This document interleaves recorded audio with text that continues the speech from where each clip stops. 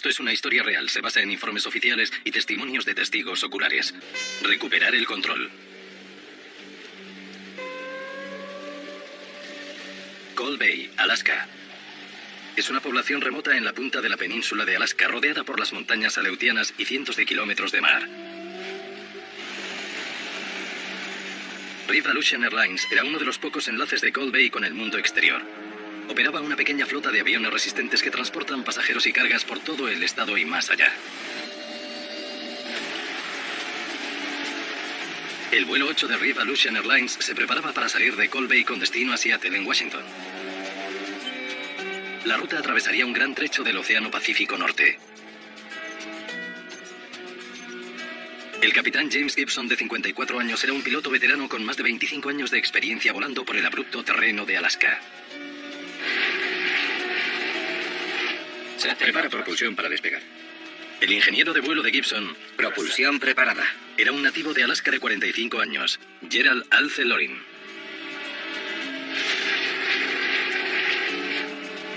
Su primer oficial era Gary Lindner, de 39 años. Solíamos realizar esa ruta una vez a la semana, y ese día estaba previsto que el vuelo durase 5 horas. ¿Preparados? Preparados. Levanta los flaps, Gary. Flaps levantados. RIP 8 ha despegado, a 2-3. RIP 8, recibido. Que tengáis un buen vuelo. A bordo iban 10 pasajeros, la mayoría cazadores y pescadores. Wendy Kroon era la azafata senior. Íbamos a Seattle. Hacía un día muy bonito. Estaba despejado y no había turbulencias, lo cual es rarísimo, rarísimo. Siempre hay turbulencias. Los vientos del Pacífico y la cercanía de las montañas aleutianas a menudo provocan cielos turbulentos. El capitán Gibson cruzaría el Pacífico Norte a bordo de un Lockheed L-188 Electra con 4 motores turbo de hélice. Son aviones increíblemente fuertes. Más fuertes que 10 hectáreas de ajo, como digo yo. Gibson acababa de terminar de fijar el rumbo hacia Seattle cuando oyó un zumbido poco habitual. ¿Has oído eso, Gary? Sí. No sé qué es.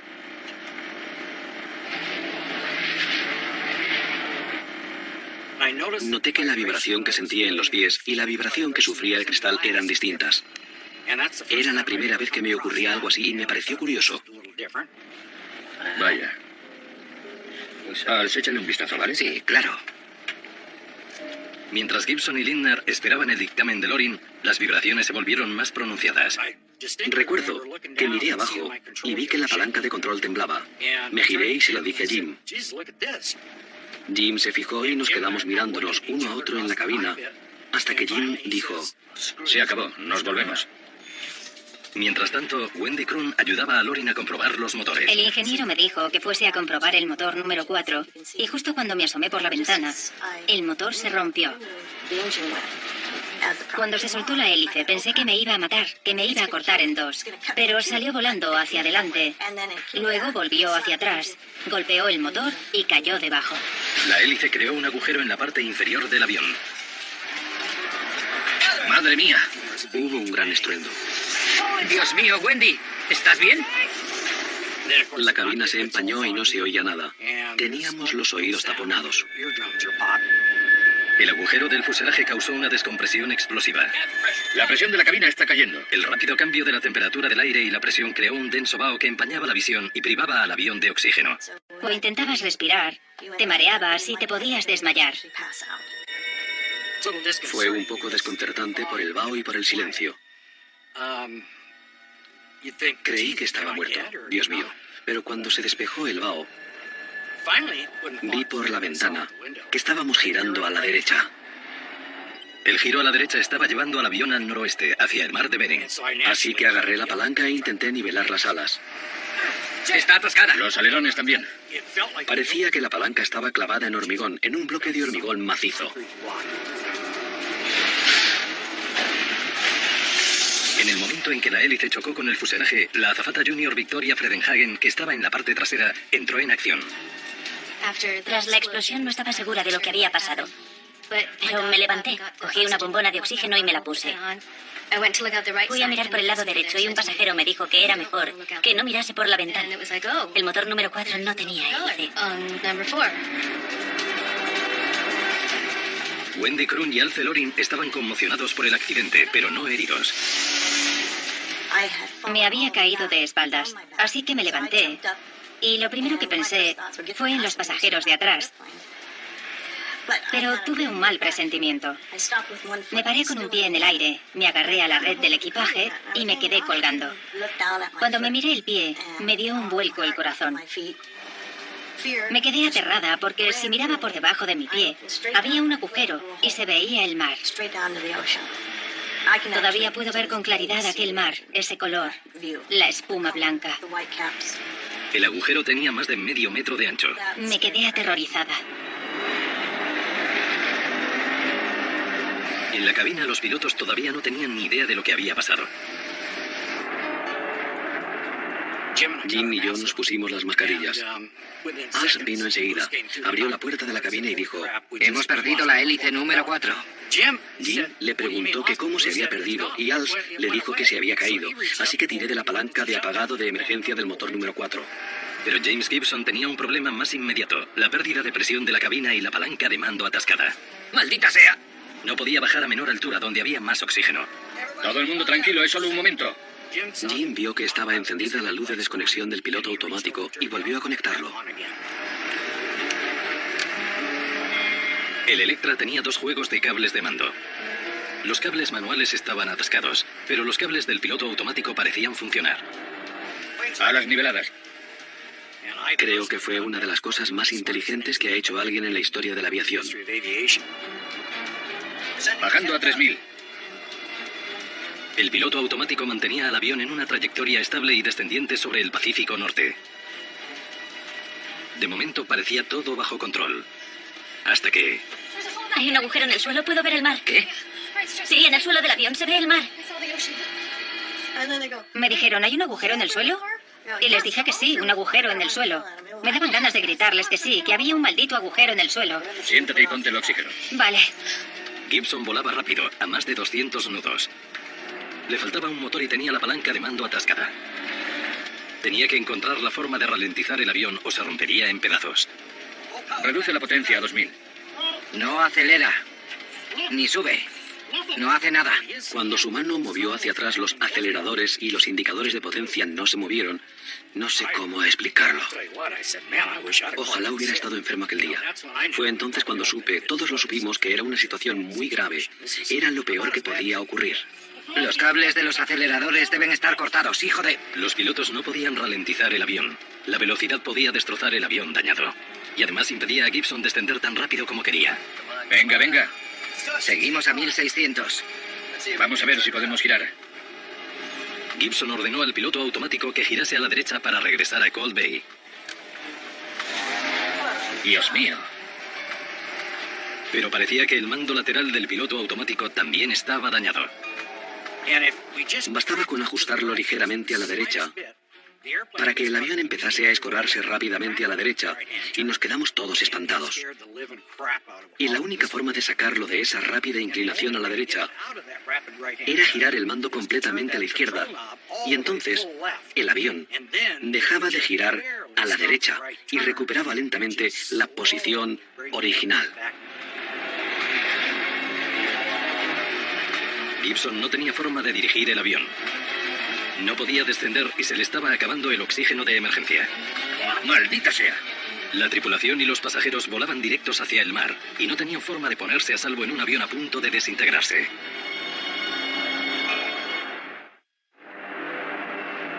Mediante un terrorífico método de prueba y error, el capitán James Gibson descubrió lo que su avión podía hacer o no.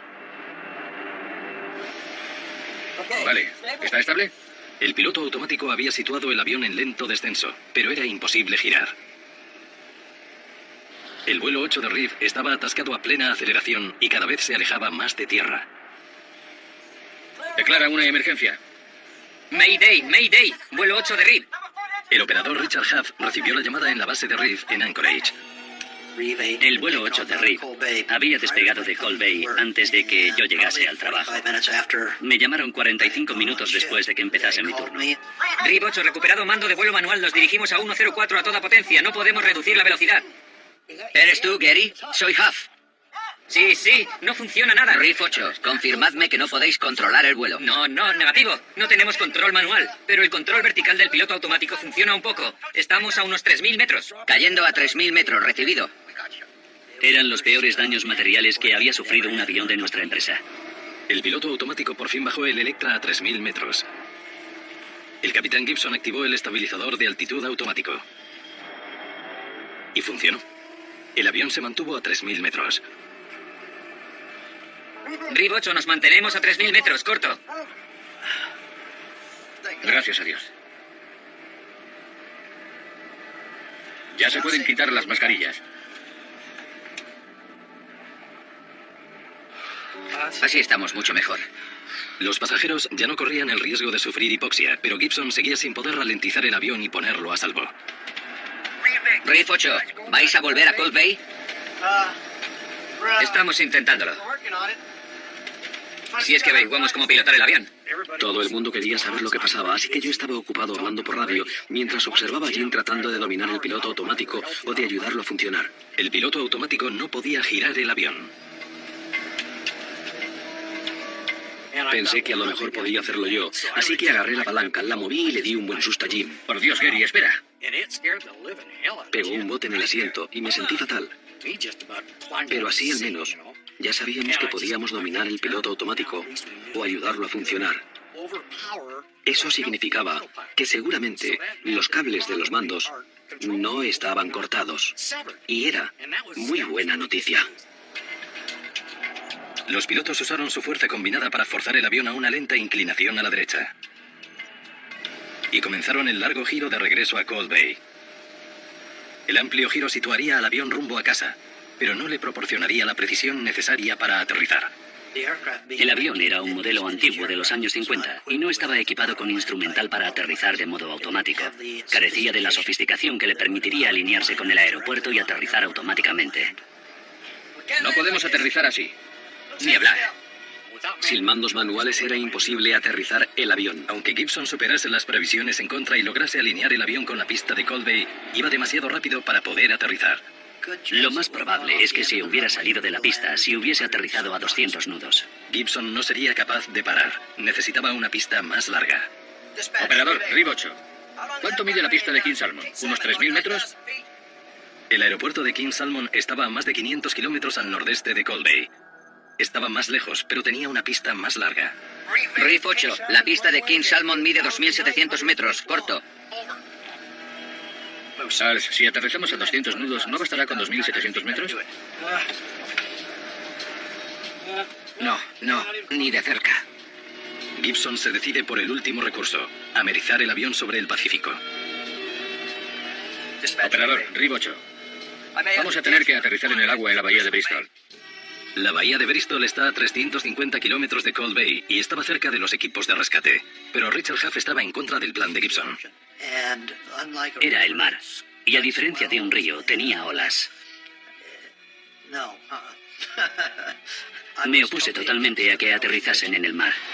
Como en el amerizaje del vuelo 961 de Ethiopian Airlines en 1996, Gibson se arriesgaba a dar una voltereta y matar a todo el mundo a bordo si no amerizaba perfectamente. Reef 8, te aconsejo vivamente que no americes en la bahía de Bristol. No es broma. Desde Anchorage, Richard Huff propuso otro plan arriesgado. Volar al nordeste hacia el aeropuerto base de Anchorage. El aeropuerto internacional de Anchorage tenía 2 pistas de 3.200 metros. Y además había todo tipo de instalaciones médicas. Era una operación más viable. Reef 8, operador, considera vuelo directo a Anchorage. Corto. Volar a Anchorage era arriesgado. Las montañas que la rodean miden casi 3.000 metros. Y el viaje de 700 kilómetros sometería al Electra a las inclemencias del tiempo sobre las montañas aleutianas. Si Gibson encontraba turbulencias camino de Anchorage, causarían más daños a un avión ya vulnerable. Reef 8, recomiendo vivamente Anchorage. Operador, Reef 8. Te he oído la primera vez y seguiré tu consejo. Corto. Alex, ¿tenemos suficiente combustible para llegar a Anchorage? Sí, más que suficiente. Operador, RIB 8. Confirma condiciones meteorológicas en Anchorage. Ligero viento de superficie, grados 260, 9 nudos, en Alaska. Esto es un tanque. Lo lograremos. De acuerdo, operador. Volaremos a Anchorage. Recibido, RIF 8. Rumbo a Anchorage. Permanecemos a la espera. Experimentando, Gibson había logrado dominar el piloto automático dañado. Ajustó delicadamente el control lateral y luego agarró con fuerza la palanca para forzar al avión en dirección a Anchorage. Vale, ya está estable. No toques nada. De momento, Gibson tenía la suerte de su lado. No hubo turbulencias cuando sobrevolaron las montañas aleutianas, pero los motores seguían atascados a toda máquina.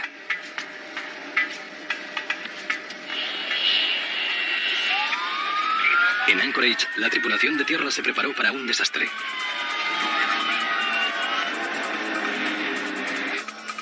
Tras 4 horas dramáticas, el vuelo 8 de RIF se acercó al aeropuerto desde el oeste.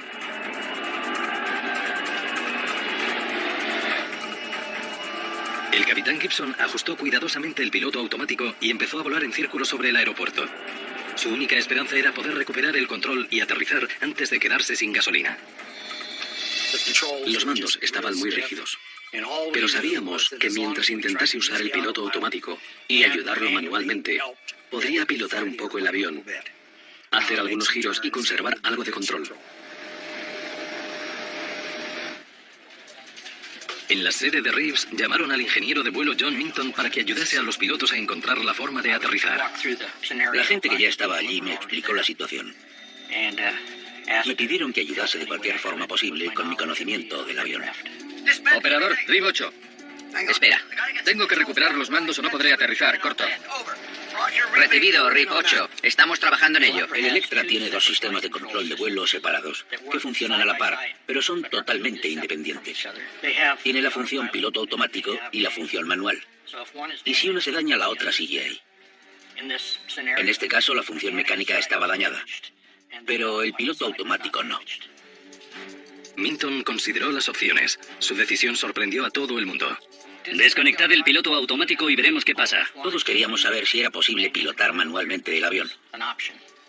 Así que había que desconectar el piloto automático y comprobar si el sistema hidráulico normal estaba operativo de cualquier modo posible. RIF 8. John Minton sugiere que apaguéis el piloto automático. ¿Te has vuelto loco? Si alguno de los cables de vuelo manual se había cortado durante el accidente y Gibson desconectaba el piloto automático, se podrían quedar sin ningún control en absoluto. Pensamos que el avión podía perder el control y que si no lográbamos volver a conectar el piloto automático, nos tocaría pasar una tarde muy entretenida. Aunque podía ser su última orden en un vuelo, Gibson desconectó el piloto automático. Desconectado. Piloto automático. Creo que apretar aquel botón y desconectar el piloto automático fue lo más valiente que hizo en su vida. El avión se mantuvo estable. Una vez desconectado el piloto, Gibson comprobó los mandos manuales para ver si se habían aflojado. Nada, siguen igual, maldita sea. Pero seguían atascados. Jim volvió a conectar el piloto automático de inmediato. Nos quedamos muy deprimidos. La cosa no tenía buena pinta. Era imposible aterrizar el avión solo con el piloto automático. No teníamos suficiente control. Las vidas de las 15 personas a bordo dependían de que los pilotos recuperasen el control. Pero tras horas luchando con los mandos manuales atascados y el piloto automático dañado, el capitán Gibson necesitaba descansar. Gary, no puedo más. Te toca a ti. No podía más. Y me pidió que asumiese el mando del avión. Él tenía que descansar. La tripulación estaba agotada y se había quedado sin opciones. Entonces, Lindner se fijó en algo que cambió la situación por completo. Me fijé en el piloto automático y de repente vi que estaba apagado. Estaba apagado y yo estaba maniobrando el avión. Había conseguido una buena inclinación de 3 grados. Estaba pilotando el avión sin ayuda del piloto automático. Me giré y le dije a Jim que había recuperado el control. ¿Qué? Inmediatamente agarró los mandos y entre los dos logramos recuperar bastante el control.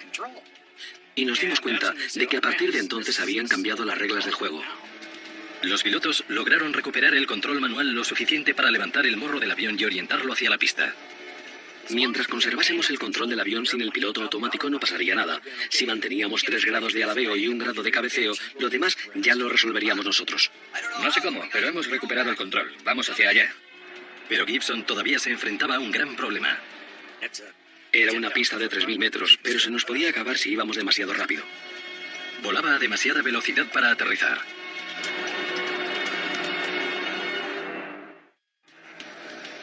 El capitán Gibson estaba a punto de intentar aterrizar con su Lockheed Electra gravemente dañado. Los 4 motores del avión estaban numerados de derecha a izquierda. Los 3 primeros estaban atascados a toda máquina.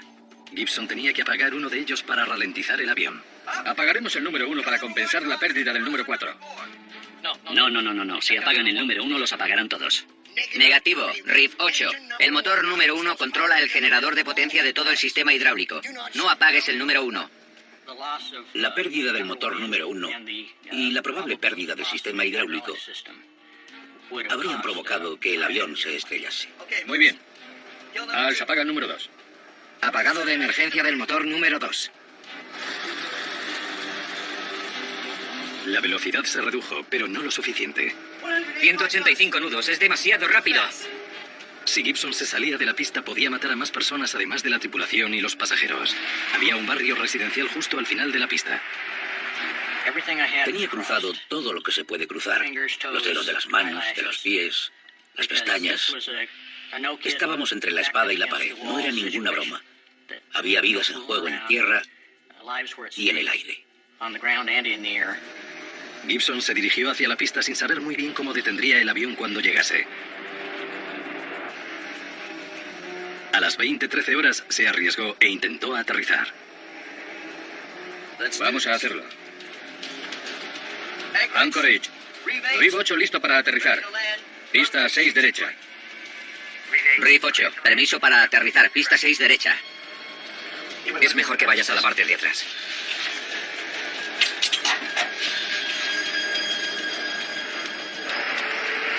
Wendy Kroon regresó a la cabina de pasajeros para realizar los preparativos finales del aterrizaje. Sentí la necesidad de cumplir con mi deber y regresar a la parte de atrás. Pero para hacerlo tenía que pasar por encima del agujero del suelo. Salté por encima de los asientos, intentando agarrarme con los brazos a los compartimentos de equipajes, intentando pesar lo menos posible. Así crucé 4 filas de asientos, luego bajé al suelo y llegué a la parte de atrás. Gibson comenzó la aproximación sin apenas control y con exceso de velocidad. Fuera zapatos. Coloquen los objetos afilados en las bolsas para náuseas. ¿Esto también? Sí. Flaps de aproximación. Flaps de aproximación. Tren de aterrizaje. Tren de aterrizaje. Los pilotos tiraron hacia atrás de las palancas para elevar el morro y aterrizar. Segundos antes de tocar tierra, cruzaron el inicio de la pista. 170 nudos. 50 nudos más rápido de lo normal. Vamos a 800 pies por minuto. Nunca había visto a nadie intentar aterrizar un avión tan rápido. Pueden hacerlo. Unos equipos de noticias grabaron el intento. Pero en el último momento, Gibson se dio cuenta de que iba demasiado rápido y no podía aterrizar a salvo. Hijo de... ¡Da la vuelta! ¡Da la vuelta!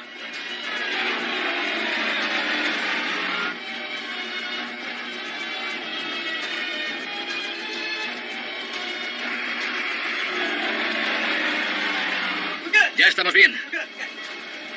Cuando hicimos la primera pasada íbamos demasiado rápido y no pudimos aterrizar.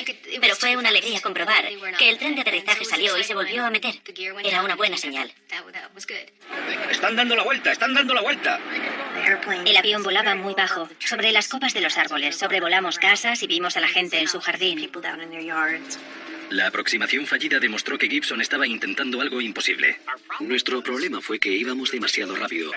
Fuimos a 170 nudos durante todo el descenso. Gibson tenía que encontrar la forma de reducir la velocidad al menos 10 nudos. Pero apagar los motores que quedaban no era una opción. Las alas cortas del Electra obtenían la mayor parte del empuje hacia arriba del aire que producían las hélices. No se podía apagar los motores del avión ni planear.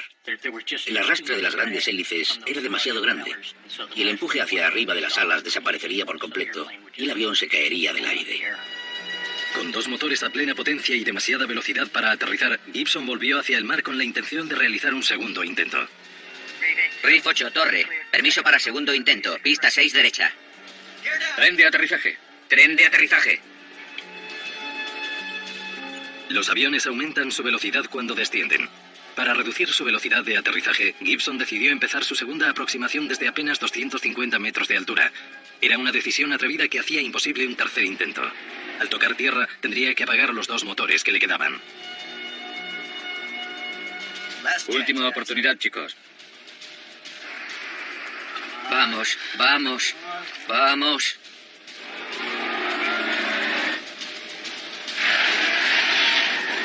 ¡146 nudos! El avión tocó tierra. ¡Apaga todos los motores!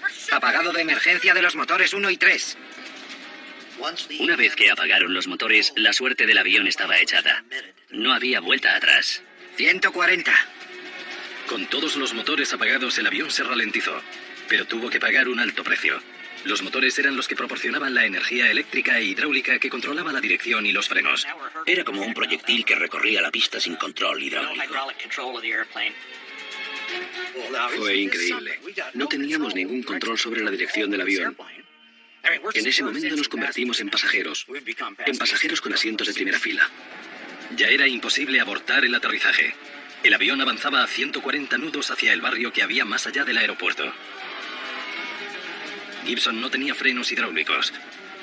Solo tenía los frenos de emergencia y no tenían mucha potencia de frenado. Abrumados por la velocidad del avión, los frenos de emergencia estallaron en llamas. ¡Hay fuego en la rueda del morro! ¡Hay fuego en la rueda del morro! Nos íbamos a salir de la pista. Estaba claro que nos íbamos a salir. Miramos fijamente la zanja que había y Jim nos dijo: agarraos bien, chicos. ¡Agarraos fuerte, chicos!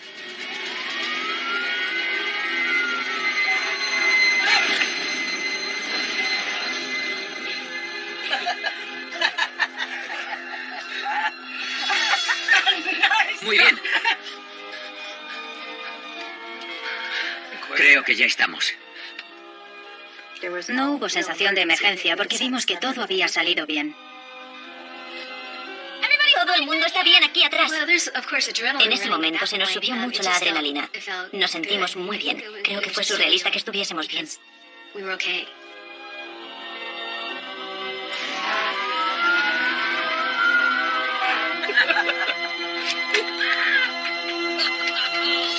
¡Lo han conseguido! Oh, estábamos bien. Menudo aterrizaje, chicos. Menudo aterrizaje. En cuanto tocamos tierra, se me acercó un pasajero que me preguntó cuándo salía el próximo vuelo a Seattle.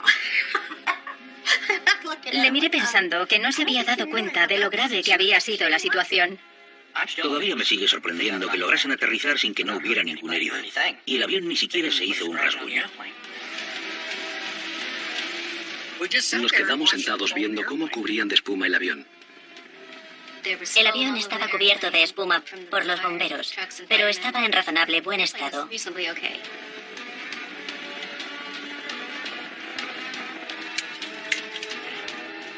Los pasajeros salieron del avión, pero Gibson dio una última orden antes de relevar a la tripulación. Gorras, chaquetas y corbatas. Jim dijo que nos habíamos portado como verdaderos profesionales y que teníamos que ponernos las gorras, chaquetas y corbatas para salir. Tras una pesadilla de 6 horas, el capitán Gibson y su tripulación habían aterrizado un avión gravemente dañado y salvado la vida de todos los pasajeros. La empresa siempre nos decía que éramos unos hijos de muy poco profesionales. Supongo que no se puede decir, pero quiero que conste.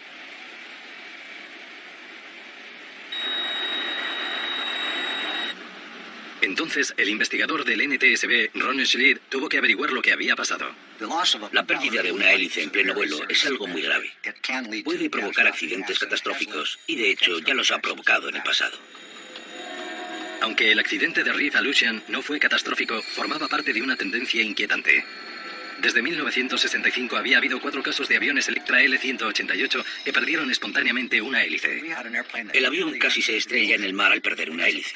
Así que teníamos que averiguar lo mejor posible la causa del accidente. En Washington, el investigador Dennis Grossi estudió la grabación de voz de la cabina para comprender los retos a los que se enfrentó la tripulación cuando intentó aterrizar. Poco después de despegar, la tripulación detectó una vibración. La vibración continuó hasta que la hélice se desprendió del avión. ¡Hijo de...! Dañó el fuselaje y causó una rápida descompresión de la cabina, la pérdida de los mandos del motor y una limitación del control del vuelo. ¡Maldita sea! Para Schlid, solo había 2 causas posibles para explicar la pérdida de la hélice. Una grieta por fatiga del metal o algún otro daño preexistente pudo causar que la hélice se desmontase. Ya ha ocurrido antes. La otra posibilidad era la caja de cambio, las marchas que hacen que se mueva la hélice. Si sufrió un fallo catastrófico, también pudo causar que la hélice y la caja de cambio se separasen. También ha ocurrido antes. Su equipo estudió lo que quedaba del motor dañado. Enseguida se dieron cuenta de que la investigación sería difícil. Los restos no nos ofrecieron pistas porque lo que necesitábamos examinar había desaparecido. La hélice y la caja de cambio que llevaba adherida habían caído al mar. Las piezas que habían causado la vibración habían desaparecido para siempre. Sin ellas podía ser imposible resolver el caso. Sin pruebas físicas que examinar, el equipo de Schlid estudió la grabadora de datos de vuelo del avión con la esperanza de que explicase la vibración. La grabadora de vuelo de ese avión era muy rudimentaria. Grababa con un estilete que rozaba una lámina de metal. Así que no era muy científica comparada con lo que tenemos ahora. Así que la grabadora de vuelo no nos ayudó a determinar de dónde procedía la vibración. El Electra tenía un historial de vibraciones del motor. Vibraciones tan graves que habían llegado a destrozar el avión a gran velocidad.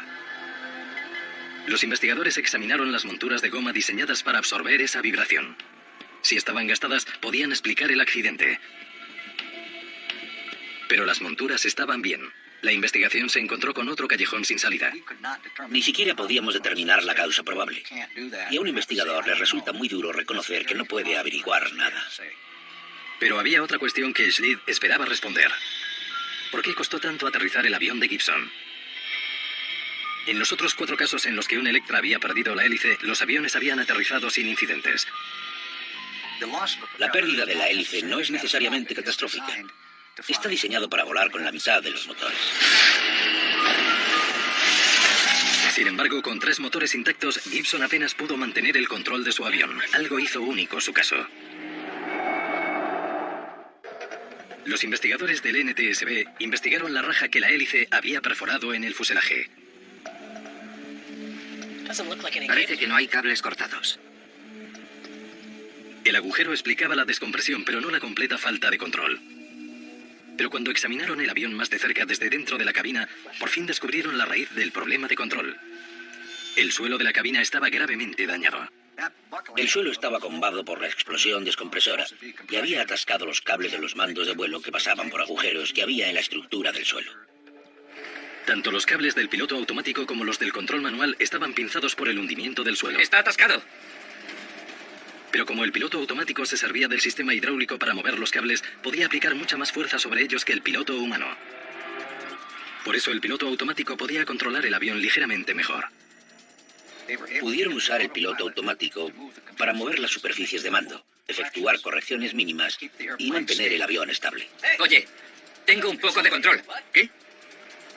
Pero como los cables manuales estaban tan atascados, los investigadores se preguntaron por qué la tripulación había sido capaz de recuperar el control del avión y aterrizar. Un examen más a fondo de los cables pinzados explicó por qué se habían soltado al final. Parece que se abrieron paso tirando. No pararon de tirar de la palanca, de empujarla y de girarla. Venga. Las profundas cicatrices de las juntas del fuselaje revelaron la historia. Los cables de control pinzados acabaron labrando surcos en el fuselaje. Fueron recortando el metal durante el largo vuelo antes de aterrizar. Así la tripulación obtuvo suficiente control para alinear el avión con la pista. Vamos allá. Anchorage. Rib 8. Listo para aterrizar. Pista 6 derecha. Dennis Grossi cree que la fuerza bruta no fue más que una parte de la excepcionalidad del vuelo. En mis 35 años en el NTSB he escuchado muchas grabaciones de voz de cabina y no hay ninguna que se acerque a esta. La tripulación fue excepcional. Anchorage. RIF 8, listo para aterrizar. Pista 6 derecha. RIF 8, permiso para aterrizar. Pista 6 derecha. Tren de aterrizaje.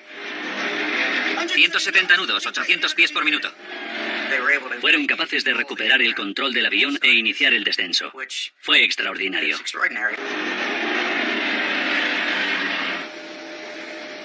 Hijo de... A menudo, cuando los pilotos se